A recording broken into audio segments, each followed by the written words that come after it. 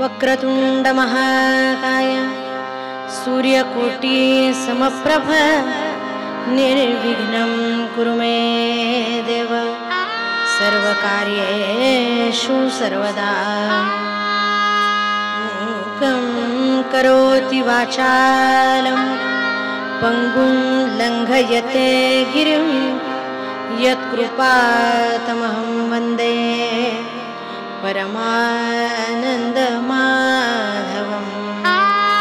गुरुर्ब्रह्मा गुरुर्विष्णुः गुरुर्देवो महेश्वरा गुरु साक्षात् परब्रह्म तस्मै श्री गुरवे नमः। ब्रह्मानन्दं परमसुखदं केवलं ज्ञानमूर्तिं द्वन्द्वातीतं गगनसदृशं तत्त्वमस्यादिलक्ष्यम् एकनित्यं विमलमचलं सर्वधी साक्षिभूतं भावातीतं त्रिगुणरहितं सद्गुरुं तन्नमामि। जयांचा जनी जन्मनामार्थ झाला जयाने सदा वासनामात केला जयाच्या मुखी सर्वदा नाम कीर्ती नमस्कार त्या ब्रह्मचैतन्य मूर्ती पुंडलीक वरदा श्री ज्ञानदेव पंढरीनाथ महाराज की राजाधिराज रामचंद्र महाराज की महारुद्र हनुमान की मंगलमूर्ति जय जय रघुवीर सद्गुरुनाथ महाराज की श्री मोहिनी राज भगवान की जय जय रघुवीर।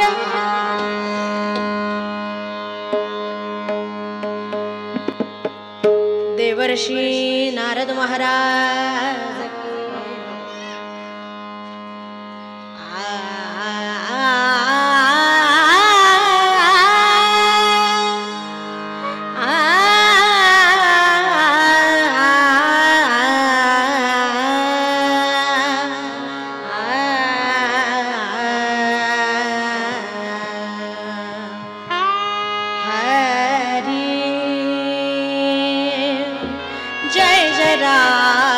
कृष्ण राजा राम हरि जय जय राम कृष्ण राजा राम हरि जय जय राम कृष्ण राजा राम जय जय राम कृष्ण राजा राम जय जय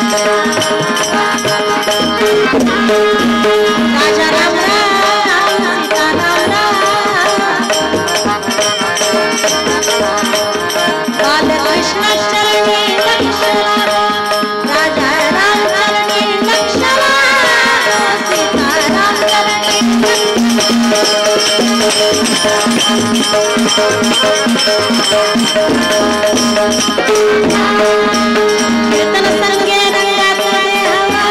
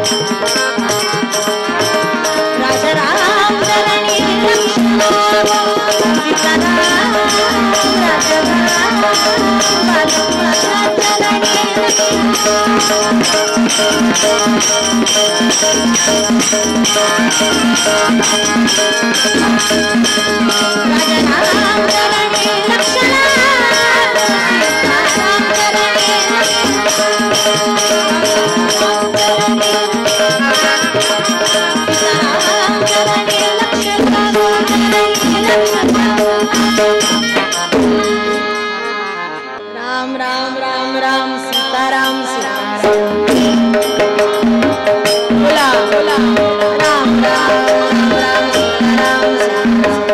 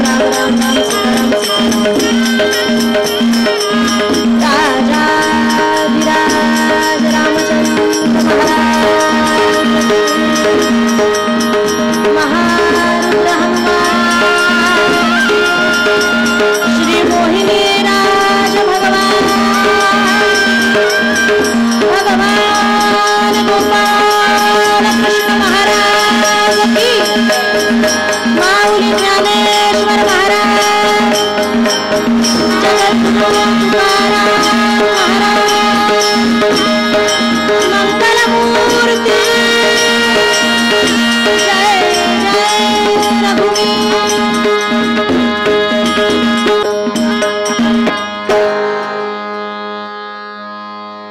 पुंडलिकावर देव, सगळ्यांचा आवाज. पुंडलिकावर देव, श्री ज्ञानदेव. अभंग म्हणूया, त्याच्यावर छान असं निरूपण आणि सुंदर असं कथानक. एवढंच सांगते, पुढचे 2 तास फक्त मला द्या. थांबायचं का नाही थांबायचं याचा विचार सुद्धा अर्ध्या तासानंतर करा.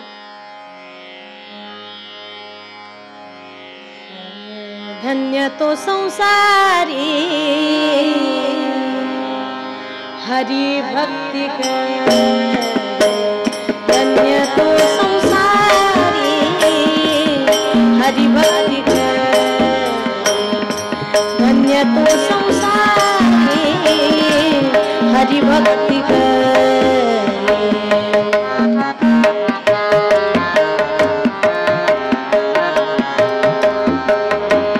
दयाचा कैवारी देवराणा, दयाचा कैवारी देवराणा, धन्य तो संसारी हरि भक्ति कर.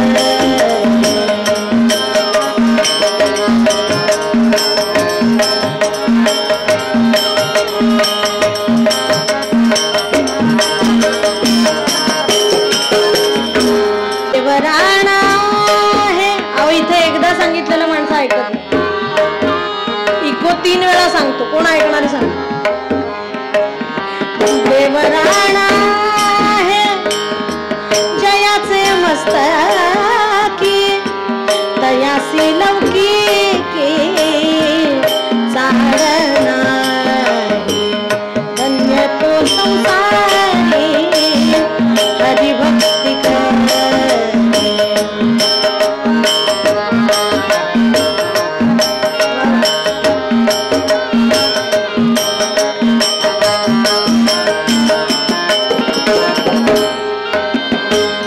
चाड नाही तया हरीची जादा, चाड नाही तया, चाड नाही तया,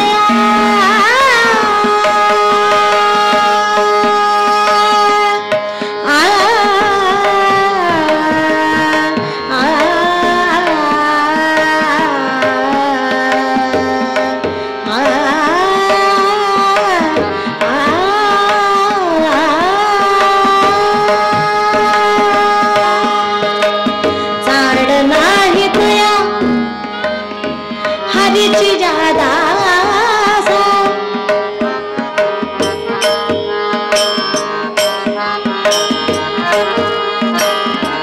लौकिकी सहसा रामदासा, लौकिकी सहसा रामदासा, धन्य तो संसारी हरि भक्ति कर, धन्य तो संसारी हरि भक्ति कर, धन्य हरि भक्ति कर, हरि भक्ति कर.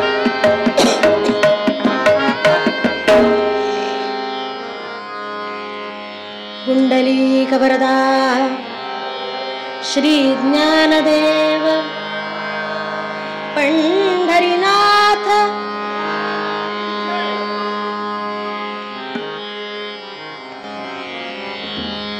तुमचा आवाज वाढवण्याची जबाबदारी माझी. थोड्या वेळाने व्हॉल्यूम वाढेल तुमचा, बघा पूर्वरंगापर्यंत. जय जय रघुवीर, जय जय रघुवीर. श्री मोहिनी राज भगवान की असे श्रोते पाहिजे.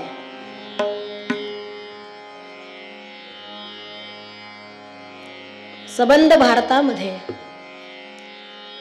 एकमेवात द्वितीय असणार मोहिनी राजाचं मंदिर, की जे कुठेही बघायला मिळणार नाही असं सुंदर देवस्थान, सबंध दगडी बांधकाम, हेमाडपंथी, अत्यंत पुरातन असं. आणि या मोहिनी राजाच्या प्रांगणामध्ये कीर्तन सेवा करण्याचं भाग्य लाभणं ही फार मोठी गोष्ट आहे. मी स्वतःला भाग्यवान समजते की या ठिकाणी उभं राहण्याची संधी त्यांनीच मला दिली. अहो, आम्हाला वाटतं आम्ही कीर्तनाला आलो, तुम्हाला वाटतं आम्ही ऐकायला आलो, श्रवणाला आलो. अहो, पण तुम्हाला इथं आणलं कोणी? तुमच्या पायात बळ दिलं कोणी? 2 तास इथे बसण्यासाठी जे लागणारं जे बळ आहे, शारीरिक मानसिक, ते तुम्हाला कोणी दिलं? आम्हाला वाटतं की आम्ही कीर्तन केलं, आम्ही कीर्तन ऐकलं. तर अशा या भगवंताचा अवतार श्रीमद भागवतामध्ये, भगवंताचे अनेक अवतार भगवान विष्णूंनी घेतले. आपण कालपर्यंत भागवत कथा श्रवण केली आहे, मी त्याबद्दल काय बोलू.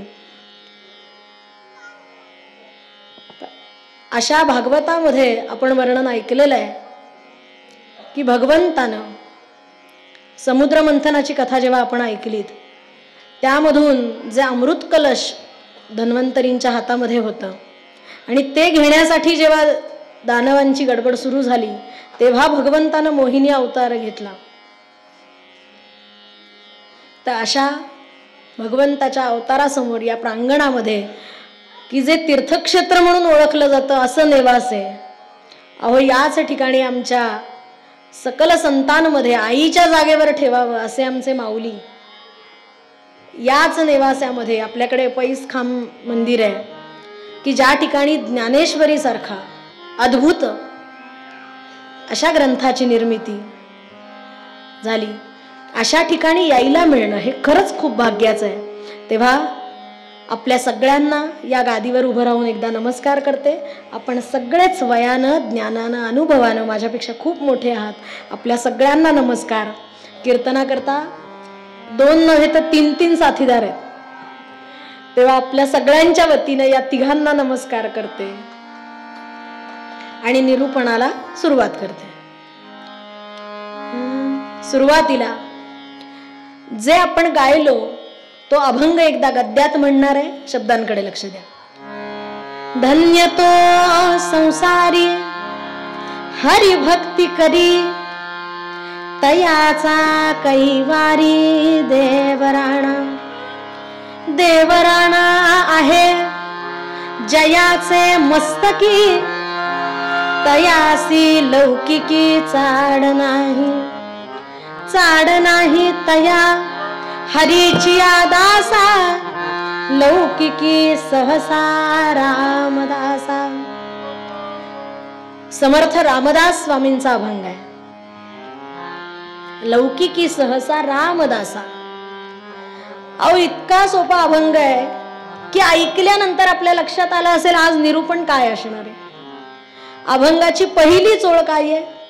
धन्य तो संसारी हरी भक्ती करी, तयाचा कैवारी देवराणा.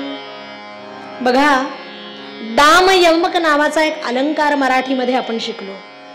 शाळेत असताना आपण अलंकार शिकलो बघा. तेव्हा हा दाम यमक नावाचा जो अलंकार आहे, त्या अलंकारातला आजचा अभंग आहे. म्हणजे काय तर बघा, पहिल्या चरणाचा शेवटचा शब्द नीट ऐका. पहिल्या चरणाचा शेवटचा शब्द हा जेव्हा पुढच्या चरणाच्या सुरुवातीला येतो तेव्हा त्याला दाम यमक अलंकार असं म्हणतात. बघा, देवराणा आहे जयाचे मस्तकी, तयासी लौकिकी चाड नाही. चाड नाही तया हरीची आदासा, लौकिकी सहसा रामदासा. बघा, समर्थांबद्दल सुरुवातीला थोडंसं बोलूया. समर्थांचा अभंग आहे. या अभंगामध्ये कुणाचं जीवन धन्य याबद्दल समर्थ बोलतात. मंडळी, समर्थांबद्दल काय बोलू आणि किती बोलू? कमरे इतक्या पाण्यामध्ये उभं राहून 13 कोटीचं पुरश्चरण केलं, प्रत्यक्ष रामांची कृपा संपादन केली, त्या समर्थांचा अभंग आहे. मनाला बोधामृत पाजणारे मनाचे श्लोक समर्थांनी आम्हाला दिले. एकच गोष्ट विषय न कंटाळता, न टाळता, न घोटाळता अनेक वेळा सांगणारा दासबोध नावाचा ग्रंथराज समर्थांनी आम्हाला दिला. सावधान हा शब्द ऐकला आणि जे खऱ्या अर्थानं सावध झाले. अहो, नाही तर सावधान हा शब्द ऐकून आपण बेसावधच होतो. पण हाच सावधान शब्द ऐकला समर्थांनी आणि समर्थांच्या दिव्य प्रतिभेने विचार केला की शुभ आहे, मंगल आहे, मग सावधान कशाला म्हणतात? मला सांगा, सावधान कुठं लिहिलेलं असतं? खतरा, सावधान, बरोबर ना? 22,000 व्होल्ट, 1 कवटीन 2 हाड, त्याच्या खाली लिहितात बघा सावधान. खरं आहे की नाही सांगा? हो म्हणा. का? हात लावला असता असं होईल तुझं. पण हाच सावधान शब्द ज्यांनी ऐकला, अहो, जे खऱ्या अर्थानं सावध झाले आणि जगाचा संसार करण्याकरता निघून गेले, ते समर्थ आजच्या अभंगामध्ये सांगतात की कुणाचं जीवन धन्य आहे हो? बघा मंडळी, हा प्रश्न जर मी तुम्हाला विचारला, सांगा कुणाचं जीवन धन्य आहे? तुम्ही म्हणाल काय ताई, उत्तर सोपं आहे. अहो, ज्याच्याकडे भरपूर पैसा आहे त्याचं जीवन धन्य आहे, नाही का? 1,000 वाल्यापेक्षा 10,000 वाला मोठा आणि 10,000 वाल्यापेक्षा 1,00,000 धन्य. तुमचं माझं धन्यता मोजण्याचं जे माप आहे, परिमाण आहे, ते काय आहे? पैसा आहे, धन आहे, श्रीमंती, संपत्ती. समर्थांना विचारलं मध्यम, कुणाचं जीवन धन्य आहे? धन्य तो संसारी. काय म्हणाले समर्थ? धन्य तो संसारी हरिभक्ती करी, तयाचा कैवारी देवराणा. धन्य तो आहे जो संसारी हरिभक्ती करी. म्हणजे काय? संसारामध्ये राहून सुद्धा हरिभक्ती करी. पेटीचा आवाज थोडा वाढवा दादा. बरं, याच बाबतीमध्ये समर्थांच्या काळातले दुसरे संत काय बोलतात ते पण आपण बघूया. समर्थांच्या काळातले दुसरे संत ते म्हणजे संत श्रेष्ठ तुकाराम महाराज. अहो, तुकोबांचा प्रसिद्ध अभंग आहे, प्रसिद्ध अभंग. जाणे भक्तीचा जिव्हाळा, सगळ्यांना पाठ आहे तुम्हाला, आहे की नाही? तोची दैवाचा पुतळा, तुका म्हणे नवविध, भक्ती जाणे तोची सिद्ध, जाणे भक्तीचा जिव्हाळा, तोची दैवाचा पुतळा. तुकोबा पण हेच लिहितात. म्हणाले की ज्याला भक्तीतलं प्रेम काय आहे, भक्तीतला जिव्हाळा काय आहे, हे ज्याला कळतं तो धन्य आहे. सांगू का, कुणाला जिव्हाळा कशात आहे, नाही तर कुणाला जिव्हाळा कशात आहे? आता नेवासाची संख्या एवढीच आहे का? पण तुम्हाला कीर्तनात जिव्हाळा आहे म्हणून तुम्ही सगळे इथे आलात. ज्यांना मोबाईल खेळायचा आहे ते घरी आहेत, ज्यांना टीव्ही बघायचा आहे.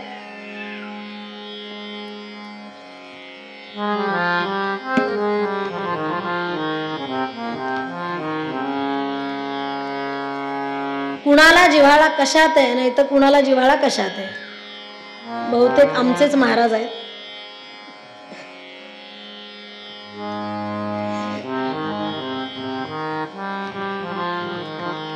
कीर्तनकार होणं फार सोपं आहे, आई होणं अवघड. मुलाचं नवीन लग्न झालं, सुनबाई घरामध्ये आली आणि आता काही दिवसातच गावामध्ये हळदी कुंकवाचा कार्यक्रम होता.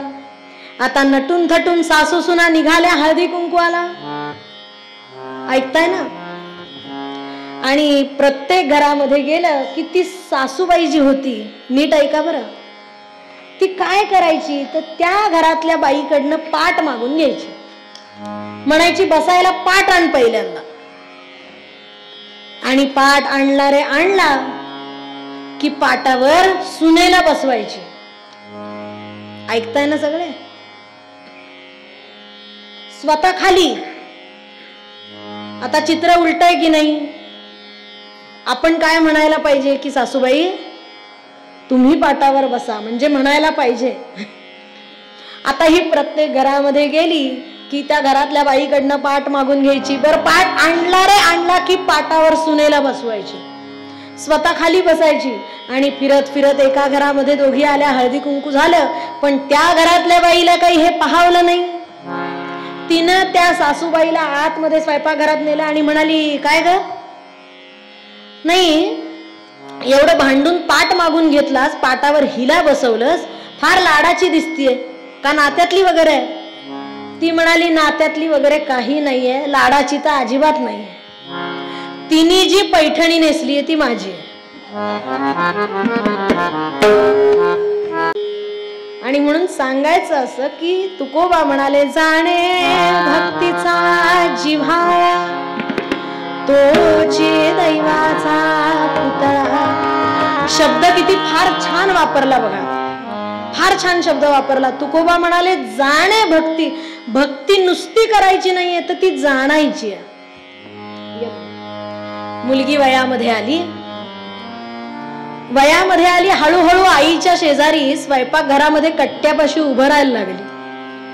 म्हणायला लागली, आई मला शिकव ना ग स्वयंपाक, मला हळूहळू शिकव की, फोडणी कशी करायची, कुकर कसा लावायचा, कणिक कशी भिजवायची, मला शिकव.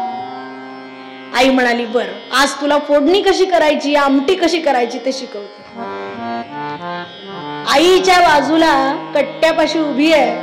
आईनं सांगितलं, बाळा कढई तापत टाकायची, त्यामध्ये तेल घालायचं, तेल तापलं की मग मोहरी टाकायची, मोहरी छान तडतडली की मग बाकीचं सामान टाकायचं. बरं, डाळ आधी शिजवून ठेवायची. आईच्या बाजूला उभं राहून ही सगळं बघतीये बर का. असेच काही 15-20 दिवस गेले असतील नसतील. एक दिवस आईला कामावर जायला उशीर झाला. म्हणाली, बाई ग, कुकर मध्ये डाळ शिजवून ठेवली आहे, बरं फोडणी कशी करायची हे तुला शिकवून ठेवलंय, तेवढी आमटी फक्त टाकून घे. बरं म्हणाली.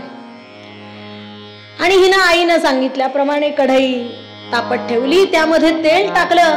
अहो पण भीती होती हो मनात, तेल तापलं का नाही, तापलं का नाही, तापलं की नाही,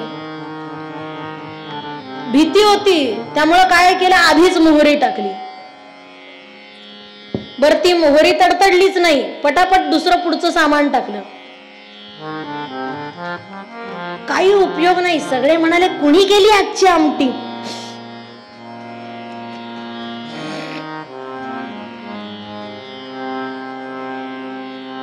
त्यांचा हा रस्ता नेहमीच आहे हो.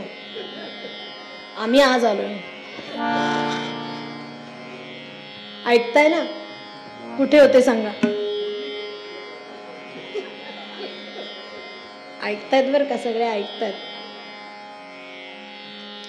आता तसंच सगळं सामान पडलं. सगळे म्हणाले, कुणी केली आजची आमटी? थोडी नाराज झाली. पुन्हा 1-2 महिने गेले. आईला म्हणाले, आई नाही ग, तुझ्यासारखी नाही जमली, मला परत आता तुझ्या शेजारी उभं राहून रोज बघितलं पाहिजे की का बरं तुझी आमटी चांगली होतीये.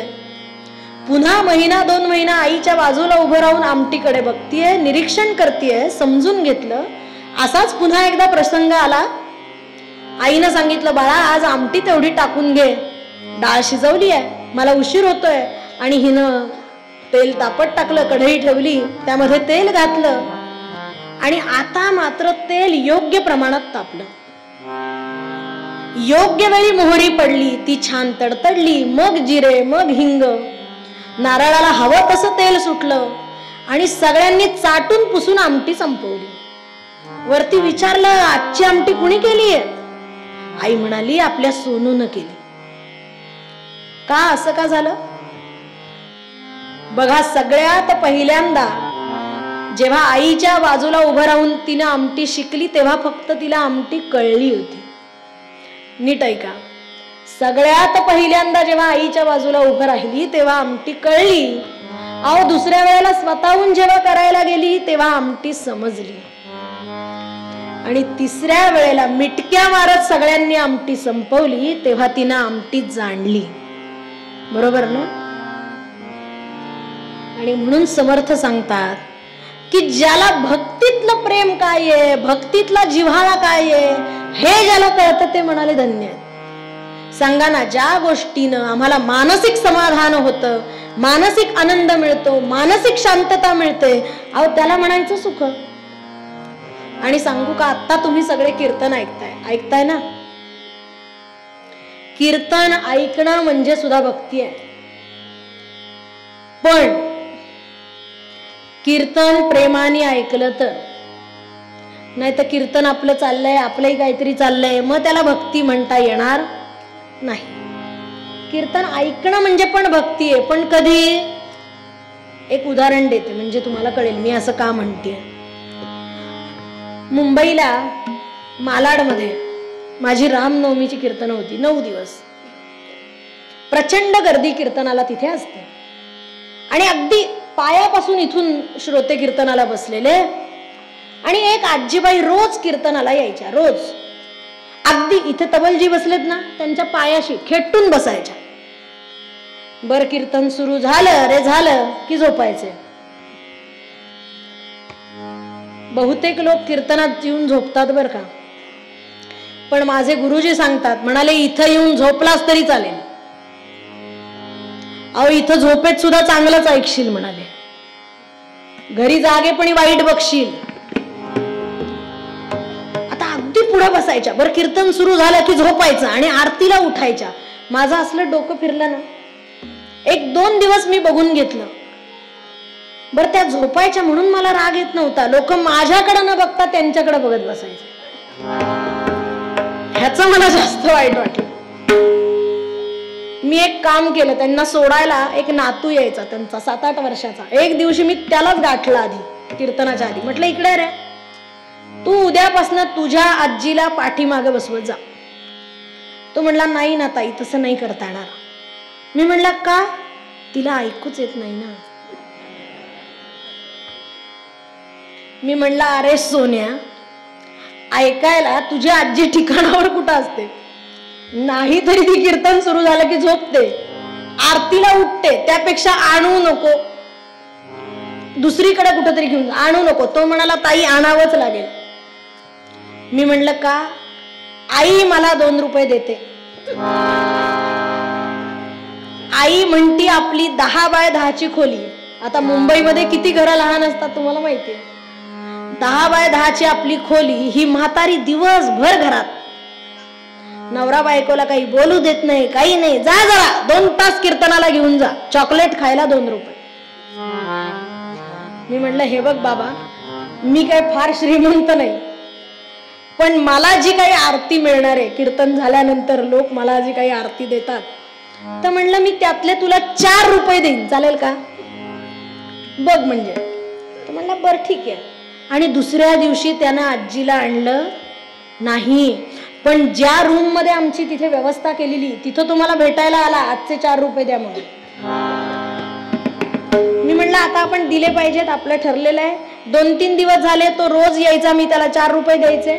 आणि अचानक 7व्या दिवशी आजी हजर, पुन्हा माझ्या समोर आणून बसलेल्या. तर मी त्याला कीर्तन झाल्यावर म्हणलं की अरे आपलं ठरलं होतं ना की आता आजीला आणायचं नाही, मी 4. मग आज अचानक आजी कशी काय पुढे बसली? तो म्हणाला नम्रता ताई, आईनं दर वाढवलेला आहे आता.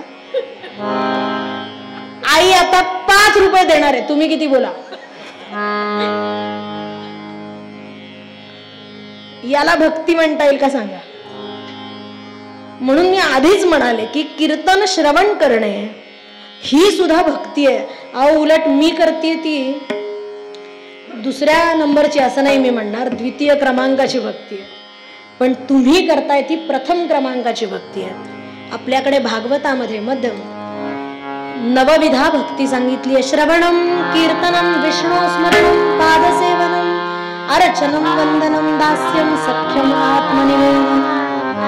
सगळ्यात प्रथम क्रमांकाची भक्ती आपण करताय श्रवण भक्ती. मग मला सांगा किती नीट ऐकलं पाहिजे, किती नीट ऐकलं पाहिजे. आणि म्हणून भक्ती करायची म्हणजे वेगळं काहीही कौतुक करायचं नाही. मला विचाराल तर फार सोपी व्याख्या मी सांगेन, देवावर निरपेक्ष प्रेम करायचं बस. तू आणि तू, बाकी मला काही माहित नाही. भगवंतासमोर प्रामाणिकपणे उभं राहायचं मध्यम आणि सांगायचं एक तारी संगे. सगळ्यांच्या ओळखीची पद मुद्दाम म्हणणार आहे, तुम्ही माझ्या बरोबर म्हणायचंय. माझा नेहमीच कीर्तनात हा अट्टाहास असतो की सगळ्यांना म्हणायला सांगायचं, आणि म्हणून मी ओळखीची म्हणते बऱ्याचदा. तेव्हा माझ्या मागे म्हणायचं एक तारी संगे एक रूप झालो, आम्ही विठ्ठलाच्या भजनात झालो, आम्ही विठ्ठलाच्या भजनात झालो, आम्ही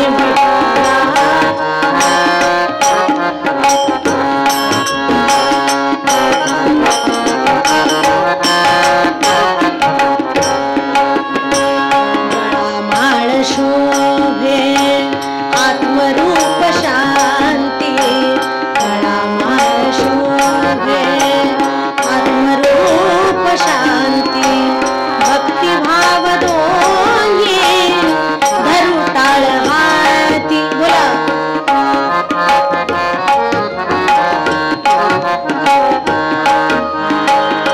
भक्तिभाव दोन्ही धरू टाळ हाती, पिळा विरक्तीचा कपाळास ल्यालो, पिळा विरक्तीचा कपाळास ल्यालो, आम्ही विठ्ठलाच्या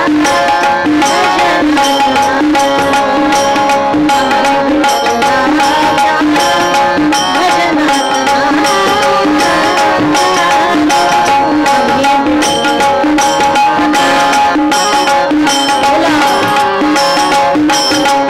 विठ्ठलाच्या भजनात भाकरीची छाया झोपडीची, भाकरीची बोला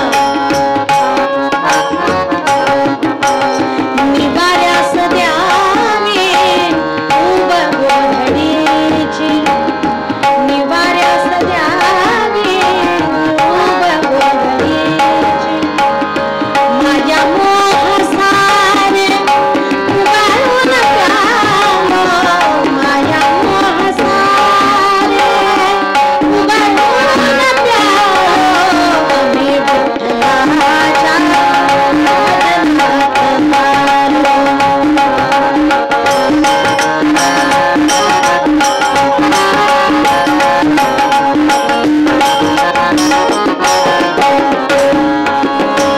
पूर्व पुण्य ज्याचे मिळे सुख त्याला, पूर्व पुण्य ज्याचे मिळे सुख त्याला. बोला पूर्व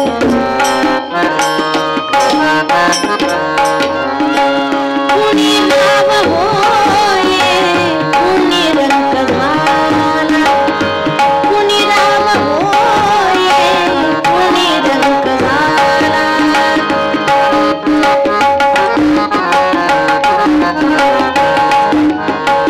कुणी नाव होये कुणी रंग झाला. मागणे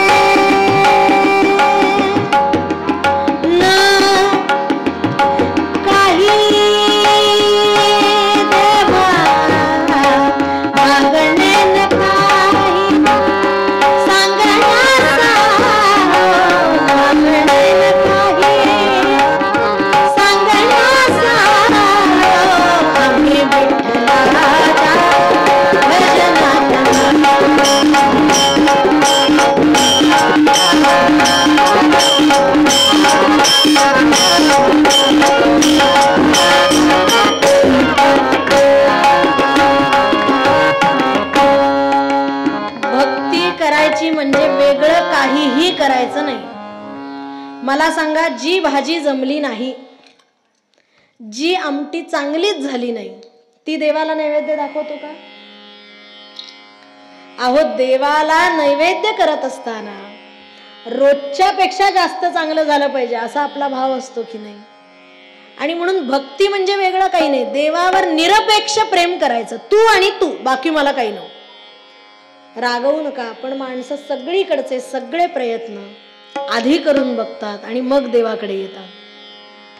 मग याला भक्ती नाही म्हणता येणार, भाव नाही आपला तेवढा. अहो, मनी नाही भाव आणि देवा मला पाव, तो काही बाजारचा भाजीपाला नव्हे.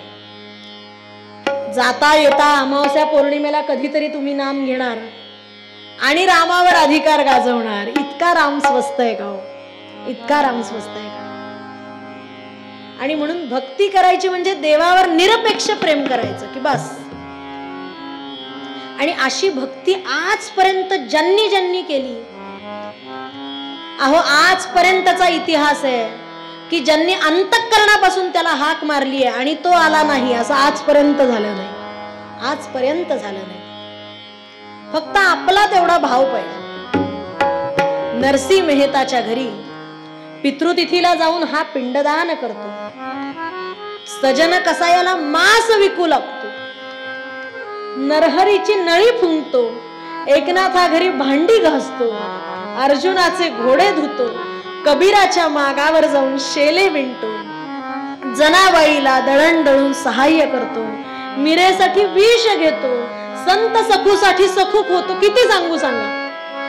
सावता मळ्याला मळा खुरपू लागतो. एक ना दोन, आजपर्यंत अनेक रूप आपल्या भक्तांसाठी त्याने घेतली आहेत आणि तो धावून आलेला आहे. आणि पुढचंही सांगते, जर तो धावून आला नसेल ना तर पुन्हा विचार आम्हीच करायचा आहे की मी कुठंतरी कमी पडतीये. आम्ही कुठंतरी कमी पडतोय. अहो, दूध नासू नाहीये म्हणून दुधाचं भांड स्वच्छ लागतं. तसंच आहे, तो लाख कृपा करेल, तो धावून येईल, मी पात्र नको का? सांगा ना, मी पात्र नको का? मग आता तुम्ही मला म्हणाल की अशी सदा सर्व काळ आम्ही जर भक्ती करत राहिलो, त्याचं नामच घेत राहिलो, सतत मंदिरात येत राहिलो, तर प्रपंचासाठी काही करू का नको? कारण हा आमचा महत्वाचा प्रश्न असतो. पण सांगू का, प्रपंचासाठी जे काही काम चाललंय ते करत असतानाच नाम घ्या, असंच सगळ्या संतांनी सांगितलं. तुम्ही विचारा ना, आमच्या सावता माळ्यांना विचारा की देवाचं नाव घेण्यासाठी मळा बंद केला होता का? ते म्हणाले नाही बुवा, उलट मळ्यातलं काम करत असतानाच मी नाम घेतलं. कांदा मुळा भाजी अवघी विठा बाई म्हणूया का? तुम्ही हो म्हणलात की लगेच म्हणला. तुमच्या ओळखीची चाल म्हणते, सगळे म्हणणार का माझ्या बरोबर? आवाज आला पाहिजे माता भगिनींचा, कारण तुमच्या स्वरात म्हणतीये मी. चार घ्या.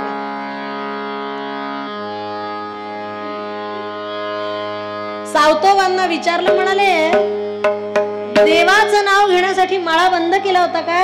ते म्हणाले अजिबात नाही बुवा, उलट म्हणाले मळ्यातलं काम करतानाच मी नाम घेतलं.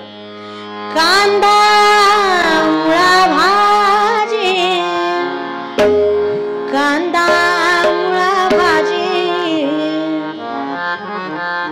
कांदा मुळा भाजी, कांदा मुळा भाजी, अवघी विठाई माझी, अवघी विठाई माझी, अवघी विठाई माझी, अवघी विठाई माझी.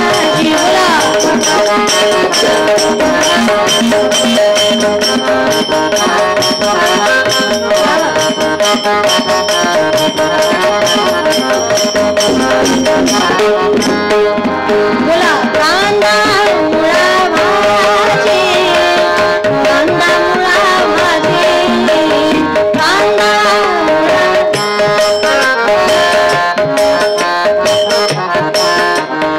अवघी विठा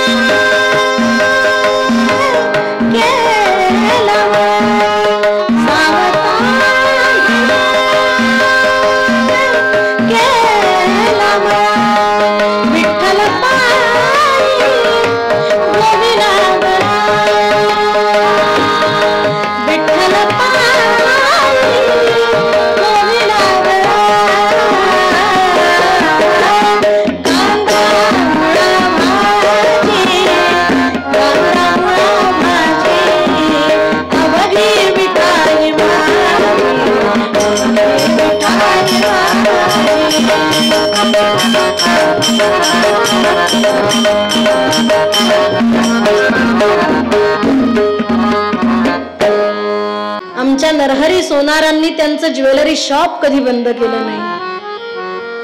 कबीरानं विणायचं कधी थांबवलं नाही. अहो उलट कबीराचे विणतो शेले कौसल्याचा राम. अहो रामाचा हात धरून शेल्याचं काम चालूच ठेवलं. आमच्या गोरोबा काकांना, गोरा कुंभारांना एका माणसाने प्रश्न विचारला. म्हणाले, गोरोबा किती रे विचित्र काम आहे तुझं, किती विचित्र काम आहे. माती काय आण, त्यात पाणी काय घाल, ती माती तुडवायची काय, ती चिखल करायचा काय, त्यात नाचायचं काय, ती मडकी करायची काय. म्हणाले, कंटाळा नाही का येत. जीवाचे कान करून ऐका गोरोबांनी काय उत्तर दिलं. गोरोबा म्हणाले, हेच काम भगवंत युगानुयुग करतोय म्हणले. अहो एवढी सगळी मडकी इथं बसलेली युगानुयुग करतोय तो. त्याला कधी कंटाळा नाही आला सांगा ना. त्याला कधी कंटाळा नाही आला. कुठलं तरी मडकं दिसतंय का कंटाळा आल्यासारखं, घे उरकून मेल्या म्हणाले. असं कुणीतरी दिसतंय का सांगा बरं. रागवू नका, पण चांगल्या दिलेल्या देहाचं आम्हीच पुढं काय करू ते वाटतं. त्यांनी फार छान दिला. गोरोबा म्हणाले, माझं काम वाईट कुठं आहे. पांडुरंग पण म्हणाले कुंभारच आहे. पांडुरंग पण कुंभारच आहे. आता इथं जर मी गाणं म्हणलं नाही तर तुम्ही मला नापास करून टाकाल की काय एवढा प्रसंग आहे आणि जरा सुद्धा नम्रताला हे नाही. फिरत्याचा का ओळखीचं नाहीये असं म्हणूच नका हो. लहानपणापासून 50 वेळा ऐकलं. सगळ्यांचं पाठ आहे. परत तेच मधली कडवी मी म्हणणार आहे, ध्रुवपद तुम्ही म्हणायचं. फिरत्याचा का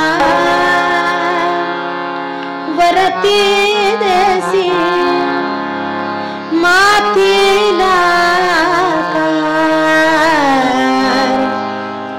विठ्ठला तू वेडा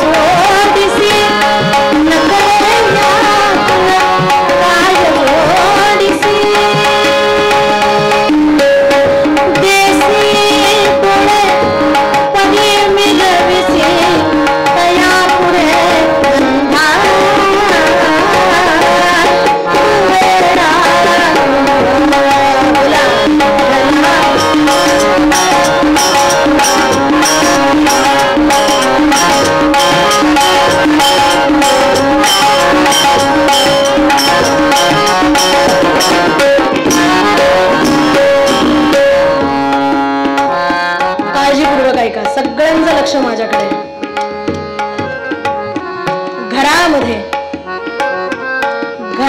जर कोणाचा मृत्यू झाला की ते प्रेत जे असायचं अहो ते स्मशानाकडे वाटचाल करू लागायचं. मग अशा वेळी त्याच घरातली एक व्यक्ती त्या प्रेताच्या पुढे मडकं घेऊन चालत असे, बरोबर ना? त्या मडक्यामध्ये निखारा ठेवलेला असतो, निखारा. त्या निखाऱ्याला शब्द आहे अंगार. त्याचं कारणही सांगते. बघा, पूर्वी अग्नी हा इतका सहज उपलब्ध नव्हता, त्यामुळे घरनच अग्नी घेऊन जाण्याची प्रथा. समाजामध्ये नित्य घडत असलेल्या या घटनेकडे पाहिलं, रोज बघायला मिळालेल्या या घटनेकडे पाहिलं आणि मनामध्ये विचार केला, पांडुरंगा काय एकेकाचं भाग्य आहे रे, काय एकेकाचं भाग्य. अरे मडकी घडवणारा तू हे जरी खरं असलं, मडकी घडवणारा तू आहेस हे जरी खरं असलं तरी काही मडक्यांचं नशीब असतं रे. काही मडक्यांचं नशीब असतं की त्यांच्या पोटामध्ये लोणी जाऊन पडतं आणि काही मडक्यांच्या नशिबी हा निखारा घेऊन जाणं येतं. आणि म्हणून पुढच्या कडव्यामध्ये काय सांगतात? घटा घटाचे रूप आगळे, घटा घटाचे रूप आगळे, प्रत्येकाचे दैव वेगळे, प्रत्येकाचे दैव वेगळे. तुझ्या विना ते कोणा न कळे, तुझ्या विना ते कोणा न कळे. मुखी कुणाच्या पडते लोणी, कुणामुखी अंगारा.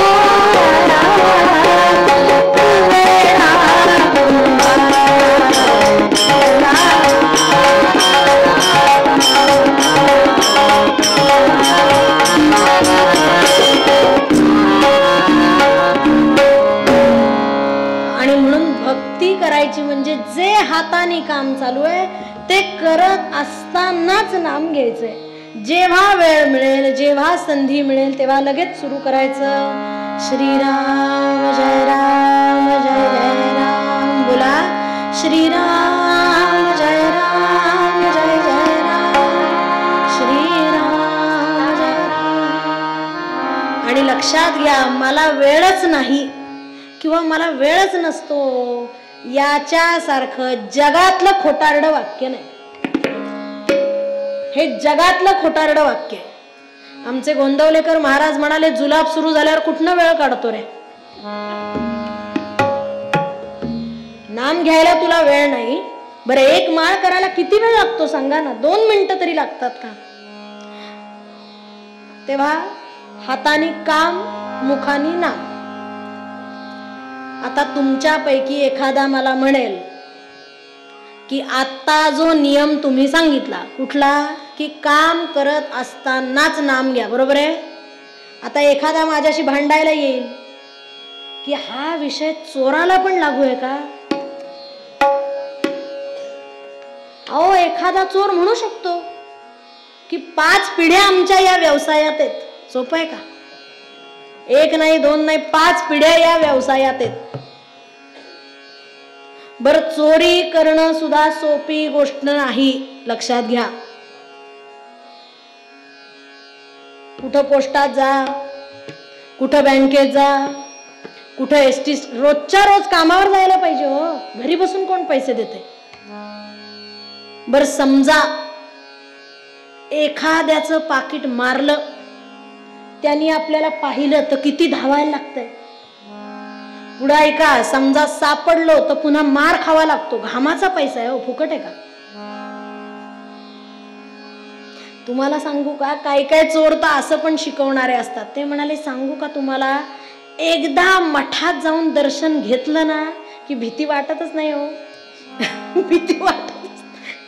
म्हटलं का? ते म्हणाले, तिथं लिहिलेलंच असतं, भिवू नकोस. की भीती वाटतच नाही.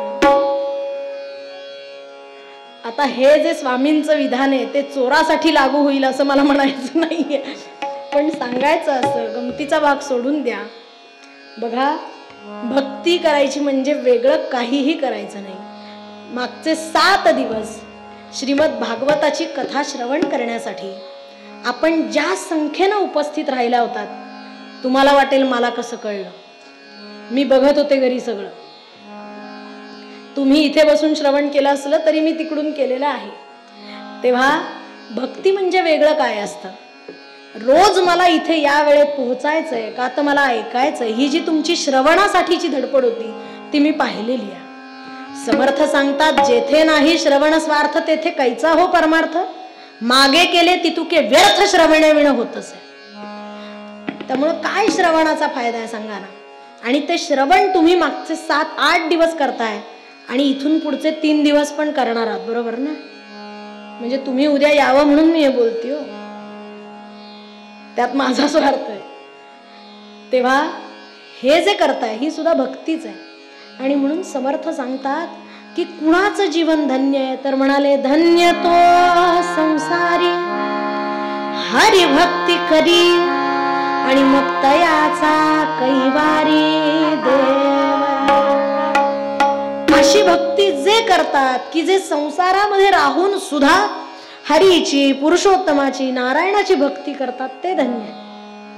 भक्ती म्हणजे वेगळं काय असतं. डोळ्यांनी त्याला पाहायचं, कानानी त्याचं गुणवर्णन ऐकायचं, मनानं भगवंताच्या पायाशी धाव घ्यायची आणि जीवानं शिवाशी ऐक्य साधायचं. आणि म्हणून समर्थ सांगतात, धन्य तो संसारी हरिभक्ती करी तयाचा कैवारी देव.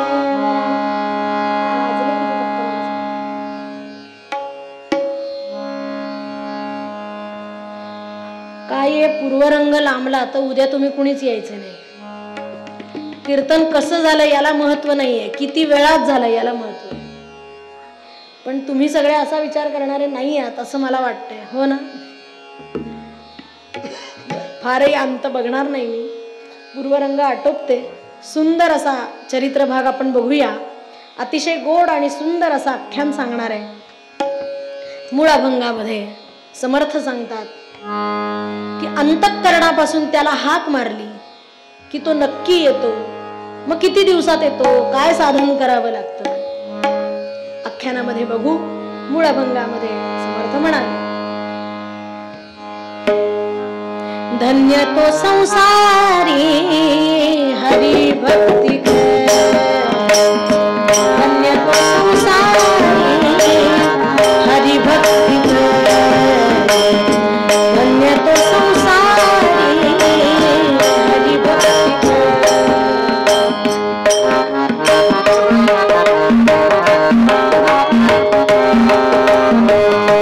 एका ताटामध्ये हार आणि बुक्का घेऊन दयाचा कैवारी देवराणा दयाचा कैवारी धन्य तो संसारी हरि भक्ती.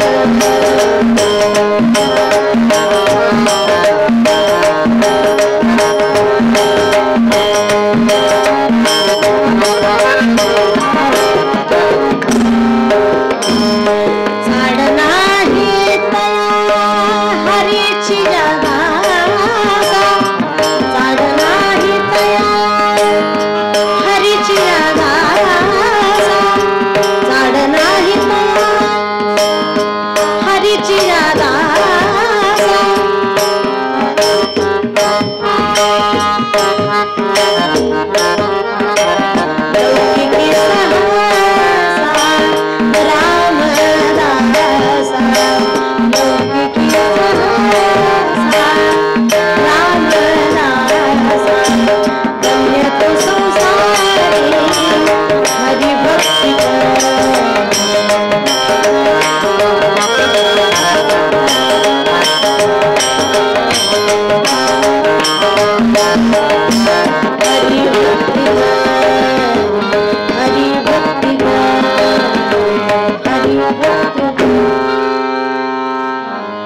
पुंडलीकवरदा हरी विठ्ठल श्री ज्ञानदेव बोला पंढरीनाथ गोपाल कृष्ण भगवान की श्री मोहिनीराज भगवान की. सौ शोभाताई जामदार यांना विनंती आहे, आपल्या मोहिनीराजाच्या 255व्या या उत्सवामध्ये कीर्तन सेवा देण्यासाठी पुणे येथून सौ नम्रताताई निमकर ह्या आलेल्या आहेत. ताईंचं संपूर्ण घराणं त्यांना परंपरा कीर्तन सेवेची लाभलेली आहे. तिसरी पिढी ताईंची आहेत. ताईंचे आजोबा हरिभक्त परायण नरहर बुवा उर्फ मामा व्यास हे एक उत्तम कीर्तनकार होते. ताईंचे सर्व काका हे देखील कीर्तन सेवा करतात. सर्व चुलत बंधू भगिनी संपूर्ण कुटुंब हे कीर्तन सेवेमध्ये दंग आहे. चारुदत्त बुवा आफळे, घाग बुवा, भरत बुवा रामदासी अशा नामवंत कीर्तनकारांकडे ताईंनी कीर्तनाचे धडे गिरवलेले आहेत. ताई या MA संगीत तसंच BA कीर्तन असं त्यांचं शिक्षण झालंय.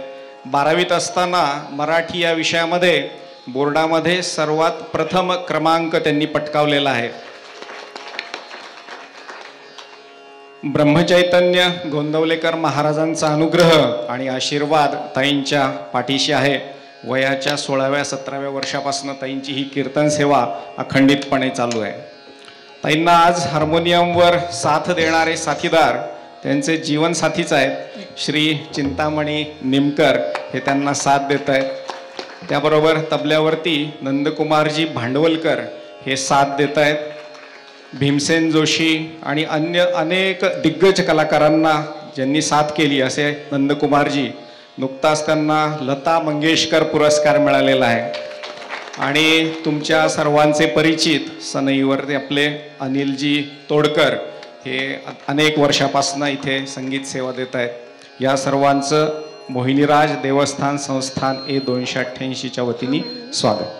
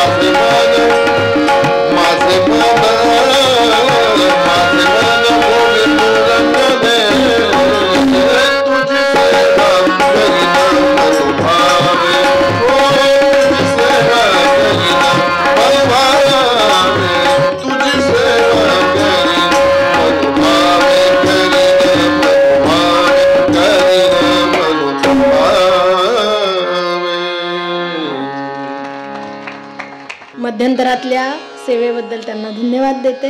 दादांनी आत्ता सांगितलं की आत्ता जरी ते हार्मोनियमची साथ करत असले तरी ते माझ्या आयुष्याचे साथीदार आहेत.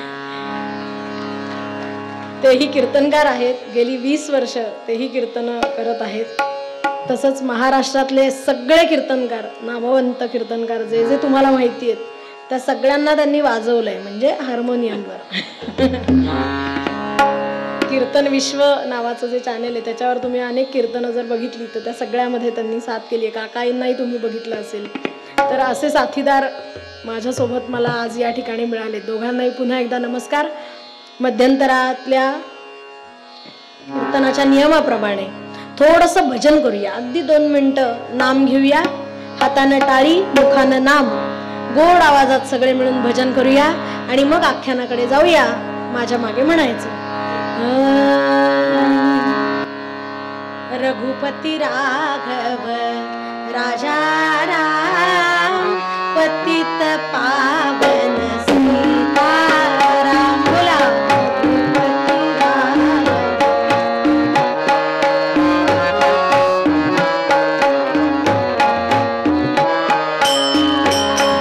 रघुपती राघव राजा राम पतित पावन सीताराम. बोला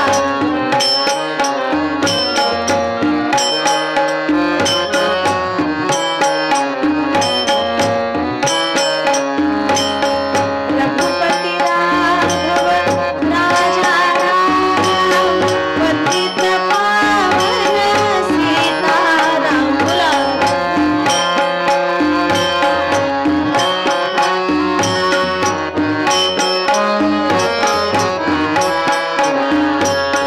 रघुपती राघव राजा राम पतित पावन सीताराम. बोला रघुपती राघव राजा राम पतित पावन सीताराम. बोला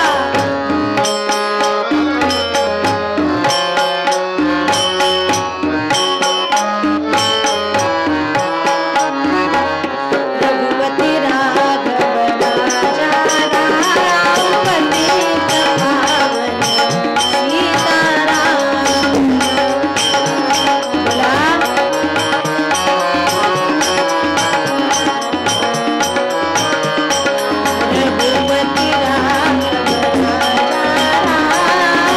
पतित पावन सीताराम.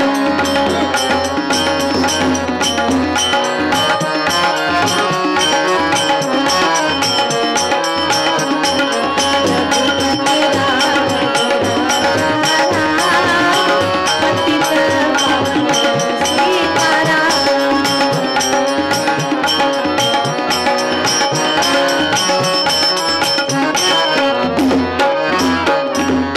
पंढरीनाथ महाराज की जय जय. मोहिनीराज भगवान की जय. भगवंताच्या राऊळामध्ये भक्तगणांची गर्दी झालेली आहे. पुरोहित मंडळी, ब्राह्मण मंडळी पांडुरंगाच्या मस्तकावर दह्याच्या, दुधाच्या, तुपाच्या घागरी ओततात. मंत्र म्हटले जात आहेत. आमच्या माता भगिनी हातामध्ये पूजेची तबका घेतली, भरभर भरभर भरभर मंदिराकडे निघाल्या आणि अशी ही सकाळची काकड आरती मोठी रंगात आली होती. बरं मंडळी, आपल्याकडे किती गोड आणि सुंदर संस्कृती आहे बघा. पहाट झाली आणि गोड आवाजामध्ये भगवंताला उठवायचंय. पांडुरंगा उठा, पांडुरंगा उठा, पांडुरंगा प्रभात समयोपातला धागन तिनक दिन लागन तिनक. उठा पांडुरंगा प्रभात समयोपातला वैष्णवांचा मेळा गरुडा पाशी थांबला. वैष्णवांचा मेळा गरुडा पाशी थांबला. उठा पांडुरंगा प्रभात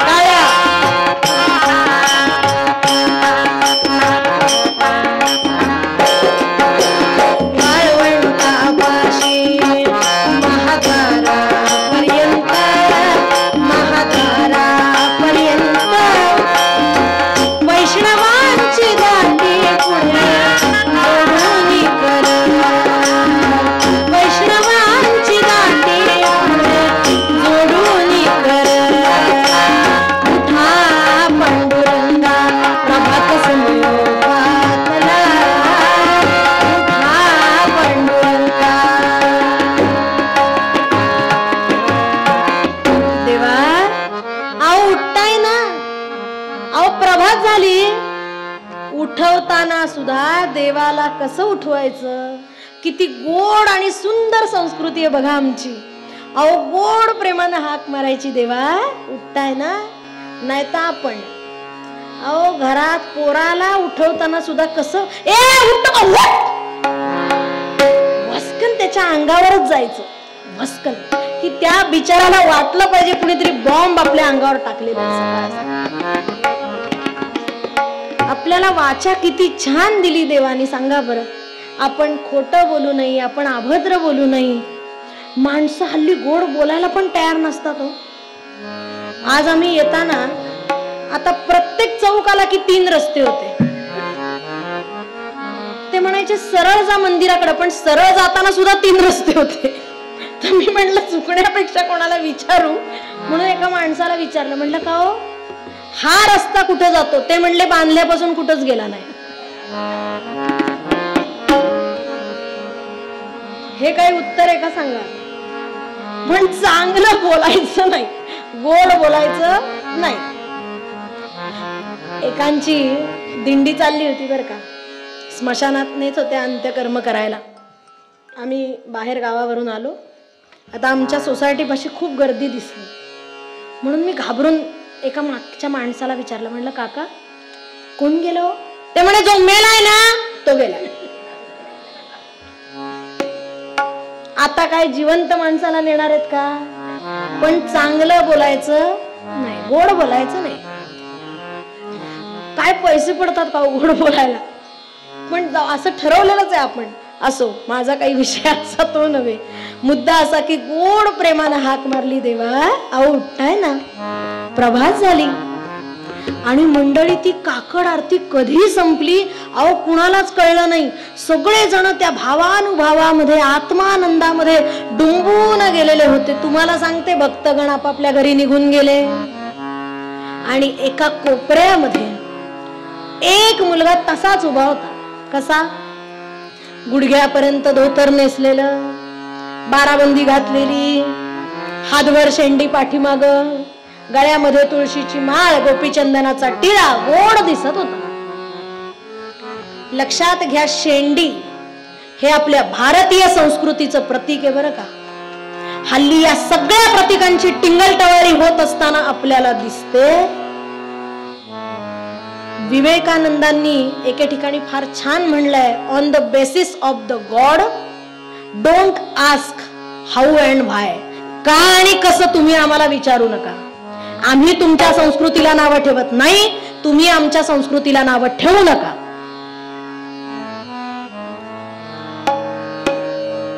बराच वेळ झाला हा मुलगा रडतच होता.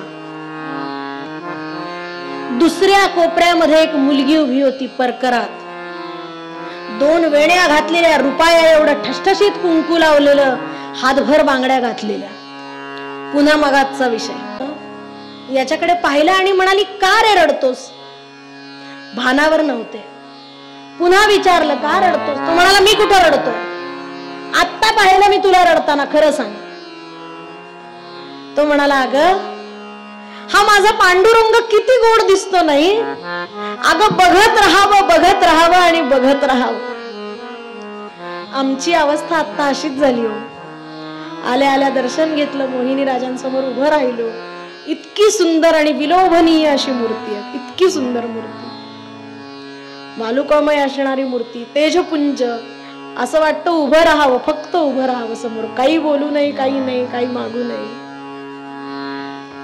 या मुलीनं प्रश्न केला, म्हणाली, दगडाच्या देवाला बघून एवढा भारावून गेलास, खरा बघितलंस तर काय करशील? तुझं नाव काय? तो म्हणाला, मला नाम्या म्हणतात.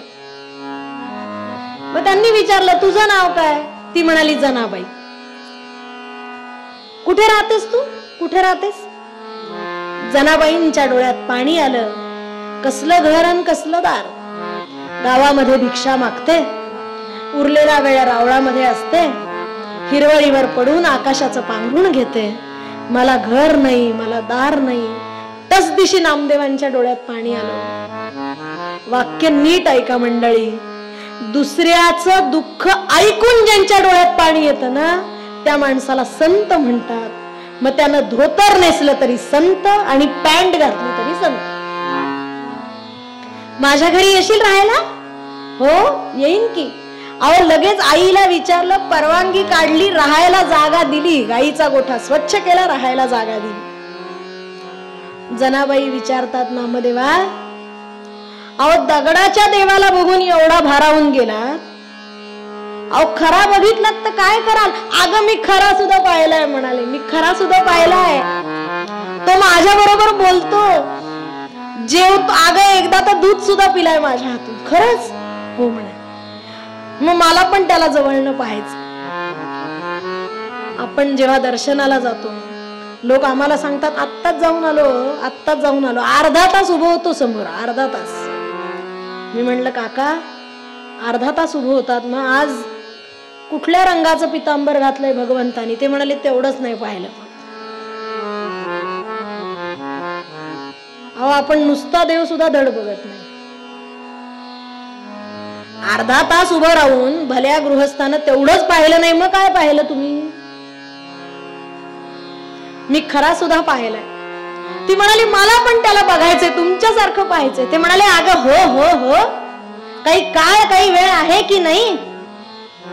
आता असं करतो म्हणाले, काही दिवसातच दिवाळी येते, मग असं करू का की दिवाळीच्या दिवशी देवाला जेवायलाच बोलवतो घरी, आणि मग तू त्याला निवांत बघ. हो चालेल म्हणाले, चालेल. आणि म्हणून आमचे नामदेव महाराज रावळामध्ये आले, मंदिरासमोर उभं राहिले, भगवंताच्या समोर उभं राहिले आणि म्हणाले, देवा दिवाळीच्या दिवशी तुम्ही माझ्या घरी याल जेवायला? आता देवाला वाटलं थोडी चेष्टा करावी, गंमत करावी. देव म्हणाले, नाम्या मी काय तुझ्या एकट्याचाच लाडका आहे का? अरे इथं 6-6 महिने लोक माझं आधी बुकिंग करतात. उद्या दिवाळी, तू आज आला, मला वेळ नाही बाबा, मला वेळ नाही. रडायला लागले हो, रडायला लागले. अनंत पंढरीनाथा का निष्ठुर होसी आता? देवा का असं करताय तुम्ही? देवा तुम्ही का नाही म्हणताय? देवा नाही नका ना म्हणू, तुम्ही या ना आमच्या घरी जेवायला. अहो केवढी आगतिकता, एवढी आगतिकता जर माझ्या अंतःकरणात असेल तरच देव दर्शनाचा विषय ठरेल, नाही तर तो दाखवायचा विषय नाही. अहो साधक कीर्तनकार घरी येणार असतील तर किती आनंद होतो लोकांना, किती आनंद होतो. इथे तर देव येणार होते, देव येणार. मी काय वर्णन करू सांगा त्या घराचं. देव म्हणाले, नाम्या हे बघ दिवाळीच्या दिवशी सगळ्यात शेवटी संध्याकाळी येईल, रात्री उशिरा, चालेल का? हो म्हणाले चालेल. आणि घरी आले, आई आई आई आई करून उड्या मारत घरी आले आणि आईला सांगितलं, आई देव येणार, आई देव येणार, देव येणार. मंडळी नामदेवांची जी आई होती गोणाई, ती जरा संतापी होती, रागीट होती, प्रेमळ होती.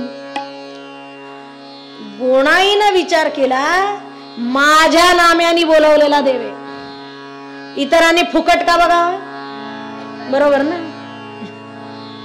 अहो माझ्या नाम्याने बोलवलंय त्याला, इतरांनी फुकट का बघावा? तिनं जनाबाईला सांगितलं, तू देवाच्या पुढे पुढे पुढे आलेली मला चालणार नाही. आणि मंडळी बघता बघता दिवाळी उजाडली.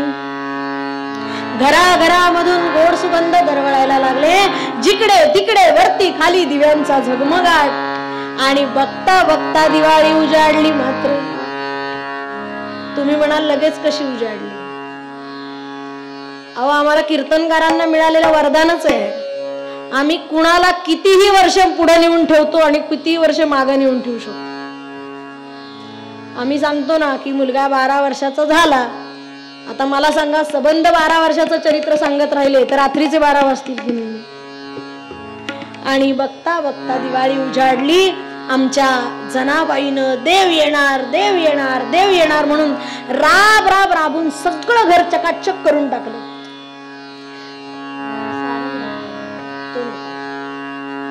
छानपैकी सडा घातला, छानपैकी मोत्याची रांगोळी काढली. आणि बघता बघता संध्याकाळ झाली. नामदेवांना वाटलं देव निवांत झाले असतील आणि म्हणून मंदिरात आले.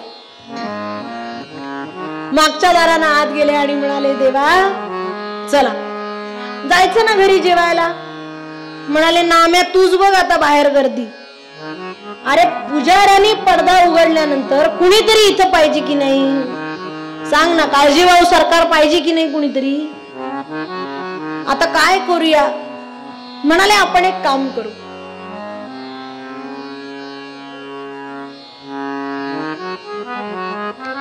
माझ्या जागी इथं तू उभा राहा, माझ्या जागी तू उभा राहा. नाही रे देवा, माझी ताकदच नाही. तू कुठं, मी कुठं, आणि मला कुणी ओळखलं म्हणजे? अरे म्हणाले कुणी ओळखणार नाही. ओळखायला एकाग्रतेने बघायला लोकांना वेळच नाही. निम्म लक्ष जीव आपला चपलातच अडकलेला असतो. नाही रे देवा, माझी ताकदच नाही. तू कुठं, मी कुठं, आणि मी पडलो म्हणजे?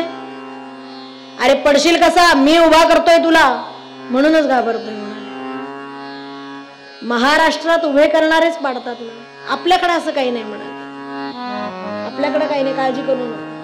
नाही रे देवा, माझी ताकदच नाही. म्हणाले मी उभा करतोय तुला, पुढे बोलू नकोस. आणि मग आपल्या हातांनी नटवायला सुरुवात केली. पितांबर दिला, वैजयंती माळा दिली, मकर कुंडल दिली, शेला दिला, आणि आपल्या हाताने नटवलं आणि कमरेवर उभं, हात ठेवून विटेवर उभं केलं. आणि मग काय झालं? देवानी भक्ताकडे पाहिलं, भक्तांनी देवाकडे पाहिलं, आणि काय अवस्था झाली दोघांची कवींनी त्या रूपाचं वर्णन केलं. देव भक्ता हसू आले, देव भक्ता हसू आले, पांडुरंगे कौतुक केले, पांडुरंगे कौतुक केले, देव भक्ता हसू आले.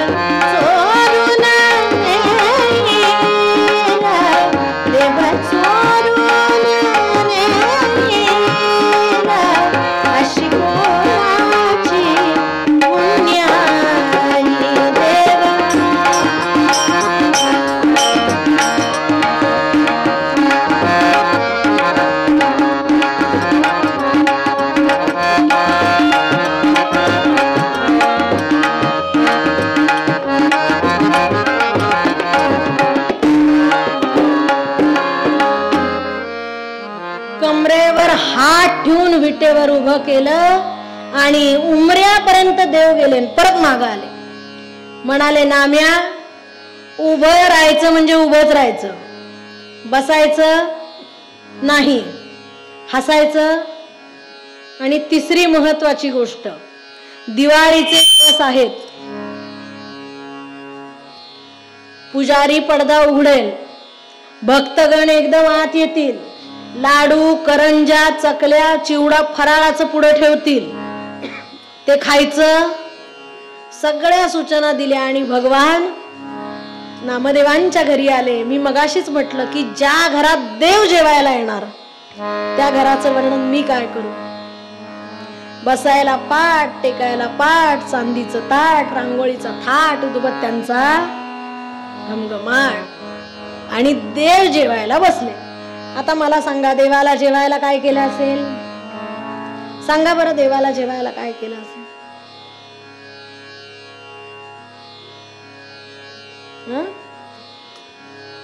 यांनी एक मस्त उत्तर देऊन टाकलं, पंचभगवान. त्यातलं घ्या तुम्ही कुठलं घ्यायचं. आपल्या महाराष्ट्राचं लाडकं खाद्य ते म्हणजे पुरणपोळी.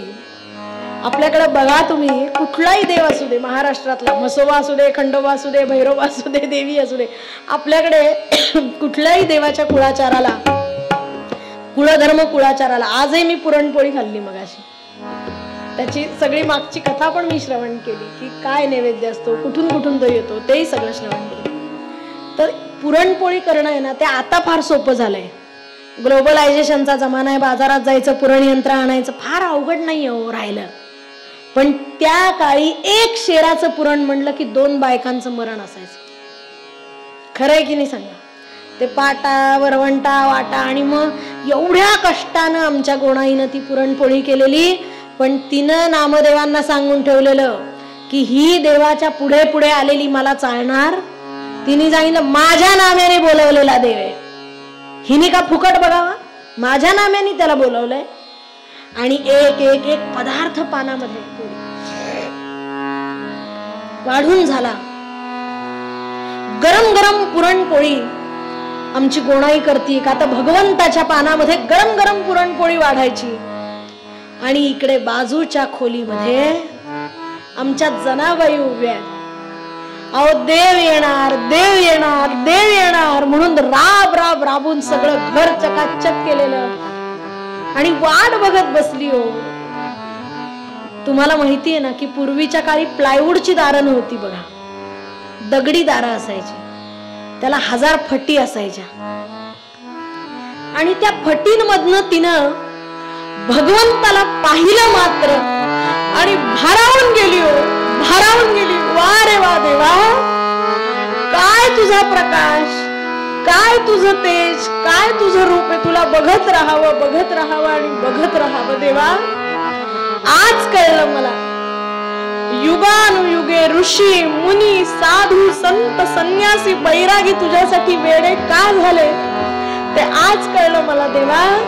तुला बघत राहावं, बघत राहावं आणि बघत राहावं. आज लाखो वारकरी, असंख्य वारकरी पंढरपूरला जातात, 8-8 तास, 12-12 तास उभे राहतात रांगेमध्ये.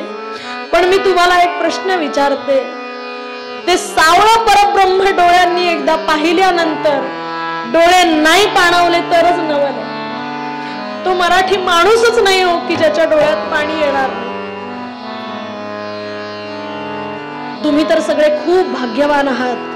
प्रवरा नदीच्या काठावर बसलेलं नेवासा नावाचं गाव. गाव कसलं, तीर्थक्षेत्रच. अहो या प्रांगणामध्ये, या भूमीमध्ये माऊली वावरले, ज्ञानदेवादी भावंड ज्यांचा सहवास या गावाला लाभला, असं हे नेवासा तीर्थक्षेत्र. स्वतः भगवंतानं इतका सुंदर अवतार धारण केला, इतका सुंदर अवतार. अत्यंत लावण्यवती स्त्री, मोहून टाकणारी अशी ही मोहिनी. आणि या मोहिनी राजाचं अर्धनारी नटेश्वराच्या स्वरूपात असलेलं आहे.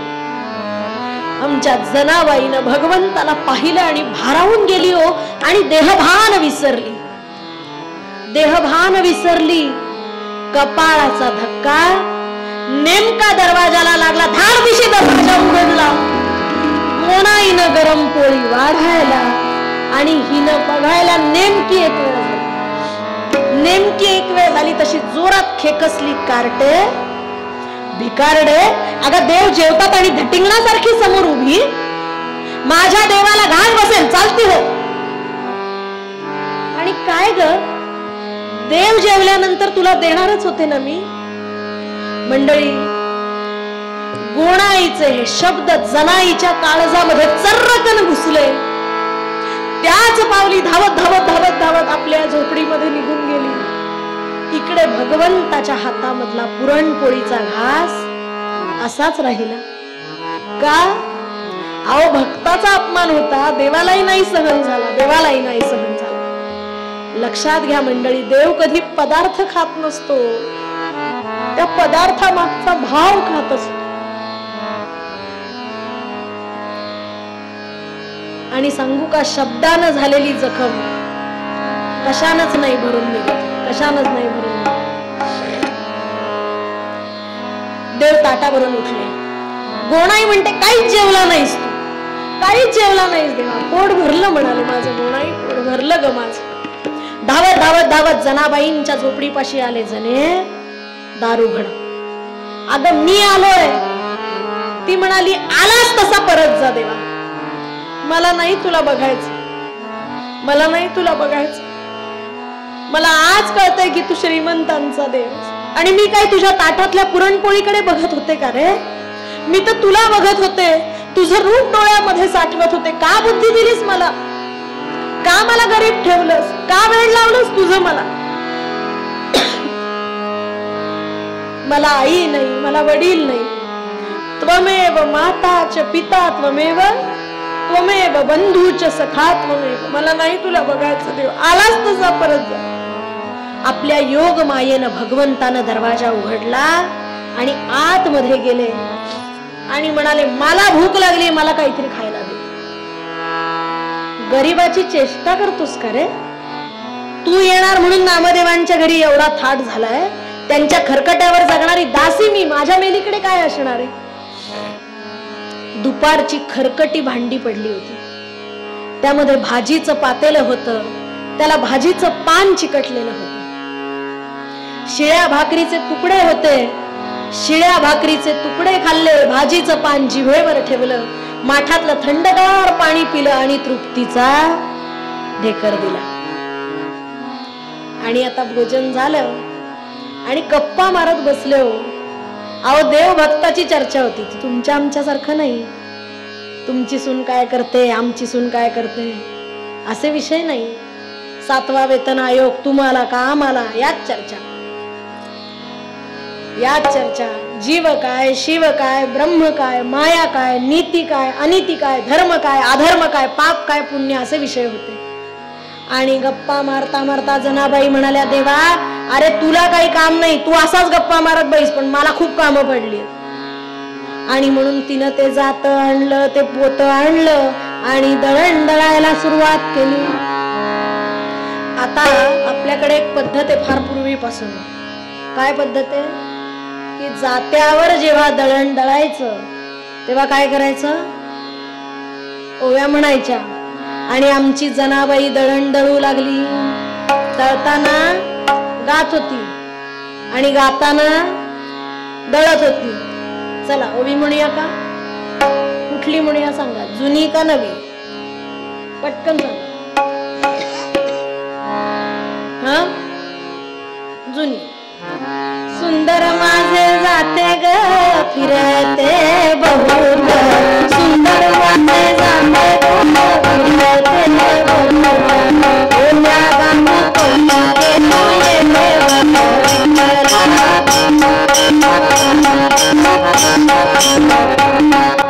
सासू आणि सासरा, सासू आणि सासरा, वीर तो तिसरा.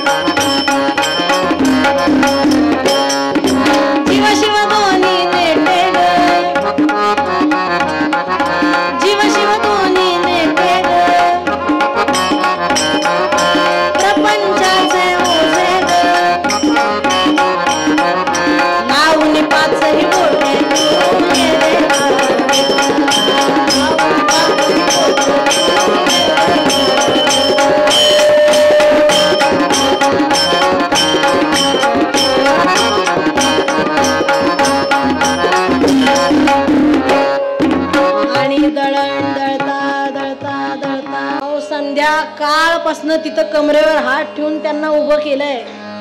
कुणाला? इकडं पुजाऱ्यानं आरती केली, शेजारती केली, मंदिराची सगळे दारं खिडक्या दरवाजे बंद केले, जे काय होतं नव्हतं ते पिशवीत भरलं आणि पुजारी घरी निघून गेले. आणि आता मंदिरात कुणीही नाही हे पाहिलं मात्र. आणि हळूच आमचे नामदेव महाराज खाली आले आणि या कोपऱ्यात काही खायला मिळतंय का, या कोपऱ्यात काही खायला. पण पुजारी आणि मंदिरात काही ठेवतील सद्गुरुनाथ महाराज. आणि पुन्हा जाऊन विटेवर उभं राहिले. पण झालं असं, आदी माया, आदी शक्ती, जगत जननी रुक्मिणी देवी विचार करू लागल्या. म्हणाल्या सकाळपासून देव मंदिरात गेलेत, मान्य आहे, दिवाळी आहे, ओव्हर टाइम आहे, एवढा वेळ शासकीय काम इतक्या प्रामाणिकपणे करतात का हो? यांचं काही खरं नाही म्हणाले, मला गेलं पाहिजे. आणि आदी माया, आदी शक्ती, जगत जननी. आता गोंधळ जोगवा मी काहीही म्हणत नाही, कारण उद्याच्या परवाच्या चरित्रात आपल्याला ऐकायचंच आहे. तेव्हा जगत जननी रुक्मिणी माता आल्या, धाड दिशी दरवाजा उघडला. आता नामदेव महाराजांनी पाहिलं, म्हणाले आपलं देवाचं काही खरं नाही, सगळं पितळ उघडं पडणार म्हणले. आणि जसजशा विटेकडे सरकायला लागल्या, विचार करू लागल्या, देव बारीक कसे झाले एवढे. आणि पुढे जाऊन पाहिलं मात्र, काय रे नाम्या, तू इथं कसा काय, आणि आमचे हे कुठे गेलेत, कुणी किडनॅप वगैरे केलं का काय. लक्षात घ्या, काळ इतका भयानक येतोय, इतका वाईट काळ येतो. इतके दिवस आपण म्हणायचो देवा माझं रक्षण कर, आता इतका वाईट काळ येतोय की मला तुझं रक्षण केलं पाहिजे. इतकी भयानक परिस्थिती आहे, आपल्याला कल्पना येणार नाही इतकं मोठं षडयंत्र चालू आहे. तेव्हा आई काळजी करू नकोस, माझ्या घरी गेले जेवायला आणि लवकर येतो असं सांगून गेले आणि अजून आलेले नाहीये. आणि आता मला पण भूक लागली, आणि मला भूक लागली आहे, मला भूक लागली. हे वाक्य ऐकलं, अहो जगाची आई होती, जगाची आई होती. त्याच पावली धावत धावत बाहेर गेली, चांदीचं ताट घेऊन आली, चांदीच्या ताटामध्ये पंचपक्वान्न घेऊन आली. बैस माझ्या समोर म्हणाले, आणि आपल्या हातांनी घास भरवणार. एवढ्यामध्ये नामदेव महाराज म्हणाले, आई मला क्षमा कर, देव सांगून गेले उभं राहायचं म्हणजे उभंच राहायचं, खायचं नाही, बसायचं नाही, बोलायचं नाही, मी बघते म्हणाले काय. आणि हा घास भरवणार. एवढ्यामध्ये कटीवर कर ठेवुनिया, कटीवर कर ठेवुनिया, पद जोडुनिया, पुढे उभार आहे, ध्यान विसर्जन कार्य, शिशुला त्या भगवंत तो पाहे. भगवान म्हणाले, काय रे नाम्या, कशी काय चालली दिवाळी. ताड दिशी उठले नामदेव महाराज, देवाचे पाय धरले आणि म्हणाले, देवा माझी दिवाळी तर फार छान चालली, पण आज एक गोष्ट कळली तेवढी सांगतो, तुझं देव पण तूच कर बाबा, तुझं देव पण तूच कर बाबा. पण माझ्या गरीबाच्या घरी जेवायला गेला होतास, तुला काय मिळालं सांग. देवाला खूप वाईट वाटलं. देव म्हणाले, असं अजिबात म्हणू नकोस नाम्या, तुझी श्रद्धा, तुझी निष्ठा, तुझं प्रेम माझ्यावरचं आणि तुझा विश्वास, या सगळ्या गोष्टी मला मिळाल्या. मंडळी मुद्दाम ऐका, नामदेव महाराजांच्या चरित्रात असं वर्णन आहे की त्या वर्षीची दिवाळी नामदेवांना बरोबर घेऊन देवानी साजरी केली म्हणे. अहो आमच्या रुक्मिणी मातेनं उठणं लावलं, आपल्या हाताने न्हाऊ घातलं, औक्षण केलं. मला एकच सांगा, देवाबरोबर दिवाळी साजरी करायला मिळाली, आयुष्यात आणखी काही पाहिजे का हो? मागायचं काही राहिलंय का सांगा बरं, काही शिल्लक राहिलंय का. आणि म्हणून भगवंताची कृपा नामदेवांच्यावर झाली, सकल संतांच्यावर झाली, तशी तुमच्या आमच्यावर व्हावी असं वाटत असेल तर काय करायचंय, डोळ्यांनी त्याला बघायचंय, कानांनी त्याचं गुणवर्णन ऐकायचंय, मनानं भगवंताच्या पायाशी धाव घ्यायची आहे, जीवानं शिवाशी ऐक्य साधायचा प्रयत्न करायचा आहे. आत्ता जी श्रवण भक्ती तुम्ही करताय ती तर आहेच, पण जेव्हा वेळ मिळेल, संधी मिळेल, तेव्हा जास्तीत जास्त नामगायन करायचंय. आमचे गोंदवलेकर महाराज म्हणायचे, शेवटच्या क्षणी या देहामधून आधी प्राण बाहेर पडू दे आणि मग नाम बाहेर पडू दे, इतकं नाम घ्यावं, इतकं नाम घ्यावं. आणि एकदा का आपण त्याचं नाम घेतलं की मागे पुढे उभा सांभाळीत, आपल्या मागे पुढे निश्चित तो सांभाळायला, तारायला, सावरायला उभा असतो. आणि म्हणून समर्थ सांगतात, अशी भक्ती जे करतात ते धन्य आहे. आणि म्हणून मूळ अभंगामध्ये समर्थ म्हणाले, साड नाही तया हरीची दासा, साड नाही तया हरीची दासा,